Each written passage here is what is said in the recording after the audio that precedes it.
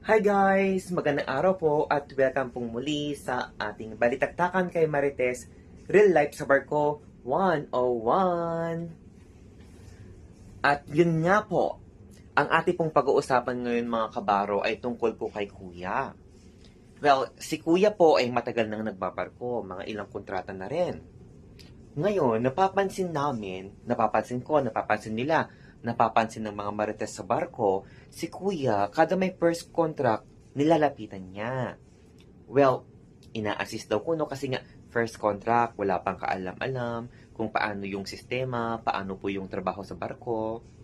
Tapos, maya-maya, iimbitahan na lumabas, gumala, para hindi ma-stress sa trabaho, para makapag-adjust, mas madaling mag-adjust kapag may kakilala ka, may kausap ka.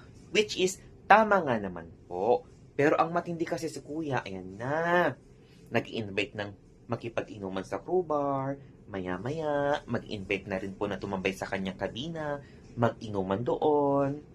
Tapos, ang matindi, after 2 months, itong si Kuya, nanliligaw na pala. Si Ate Girl naman, kinikilig pa kuno.